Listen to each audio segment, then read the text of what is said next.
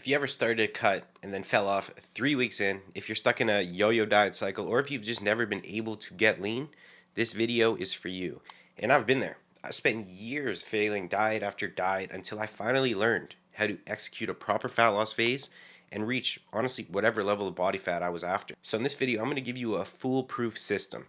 No hacks, no guesswork, just how exactly to run a fat loss phase that makes fat loss easy and predictable. So by the end of this video, you'll know exactly how to set up your diet, how to structure your fat loss phase, when to make adjustments, knowing when to step on the gas, but also when to lay off, and how to hold on to all your muscle, if not build some, throughout your diet. Step one, periodize the diet.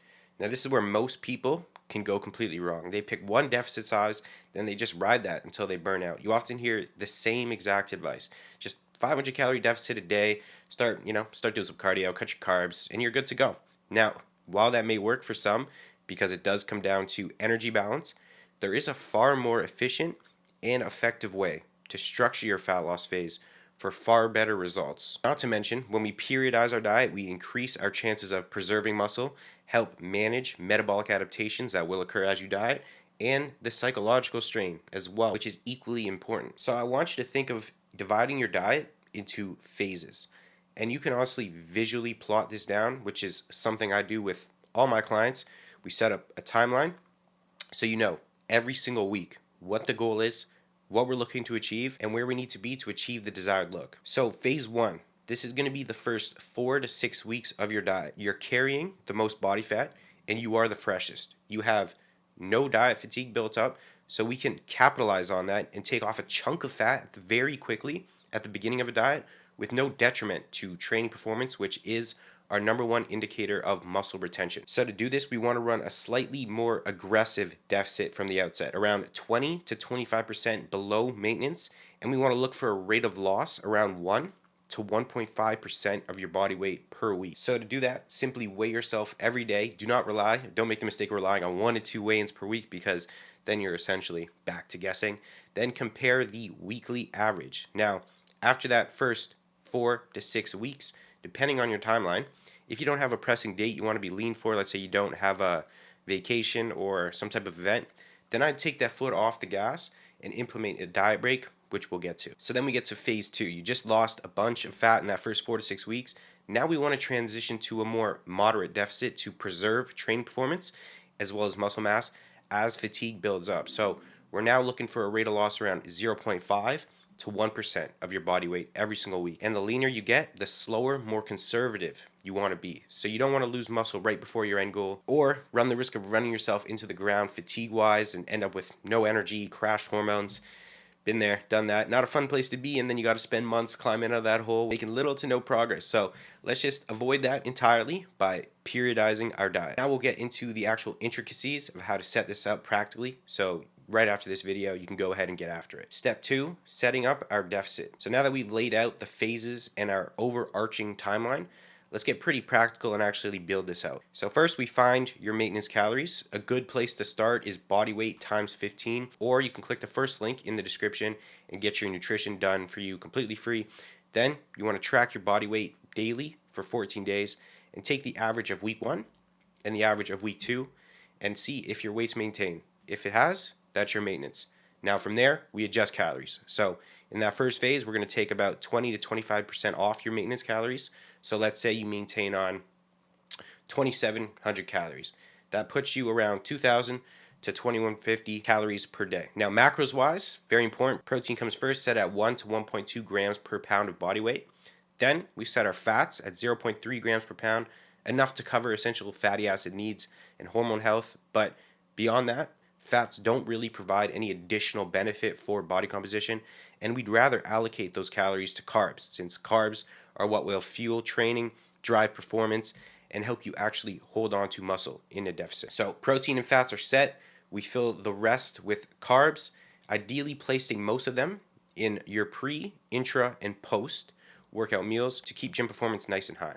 So again, your goal here, first 4 to 6 weeks, is a 1 to 1.5 rate of loss. So if you're 200 pounds, you're looking at 2 to 3 pounds per week in the first phase. Then, once you've peeled off that first chunk of fat, after 4 to 6 weeks, your body weight will be lower. There will be some downregulation of your metabolism, Not much, but this does mean your maintenance will be lower. So take your new average weekly weight and simply look at your weekly trend. If your weight is dropping faster than 1.5% per week, add calories back in. And at this stage, we want to aim for a 15 to 20% deficit off your new maintenance and slow your rate of loss down to about 0.5 to 1% per week. And this is where we really want to protect training performance. So we're keeping fats again at that floor, 0.3 grams per pound, and pulling calories or adding calories via carbs to keep performance nice and high. Step 3, making adjustments. Now you will stall or plateau. It's completely part of the process, but how you respond will dictate whether you actually end up reaching your goal or just end up back in that cycle of just never actually getting lean. So big mistakes to get out of the way first is to make a big change and use multiple tools at a time. We have 2 tools to create a deficit: lower food or increase expenditure, whether that be from cardio or steps. The worst thing you could do is just drop a random amount of calories and add in a random amount of cardio with no thought or strategy behind it. So instead, we want to follow the following hierarchy. First, when you stall, pull food first. If you have plenty of food to work with, which you should at this stage if it's your first stall, a 10% caloric reduction from carbs should be more than enough to keep fat loss going. Number 2, if you're already on low food, which again you realistically shouldn't be, but sometimes this is the case with smaller individuals, first we look to add in steps in 2K increments per day, then continue to do so every time you stall, all the way up to 15K per day, which is the highest mine got in my last diet, and I didn't do any direct cardio. Third, if steps can't go higher, now we look to add in LISS cardio, low intensity steady state cardio, starting at 20 to 30 minutes, 2 to 4 times per week, looking to keep your heart rate in between 120 and 140 BPM the whole time. And it's important, very important, to only make one change at a time. Ride that change out until you stall again before making another change, provided you're still hitting your target rate of loss each week. And this is where a fat loss phase or diet or cut, whatever you want to call it, can become extremely miserable. You make the mistake of adding in an hour of cardio every day the first time you stall. So let's say 6 weeks in, you stall, you add in an hour of cardio, you drop calories 500, you're going to end up having a pretty miserable diet, doing a ton of cardio on poverty calories when you didn't need to. For example, I've had clients where we only needed to make one change throughout the whole diet. We started out aggressive, like I always do, pulled off a chunk of body fat. We then increased food to slow the rate of loss as we got leaner.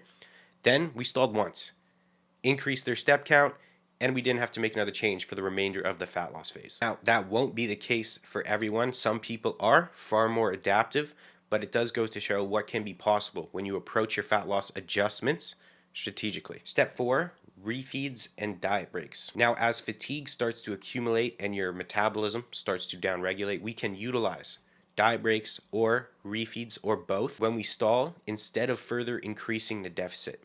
So if you don't have a specific time frame, a specific date you need to be in shape for, a week or 2, potentially even 3-week diet break where you bring your calories back up to maintenance will not only provide you with a mental reset, but also help to counteract the adaptive thermogenesis that occurs with prolonged caloric restriction. It will help balance cortisol, it will refill your glycogen stores so your training performance will improve, and it will help you drop off the accumulated diet fatigue. But let's say you're on more of a tight time frame, so you have something to be in shape for, you got a vacation or something. Let's say in 10 to 12 weeks, you want to be shredded.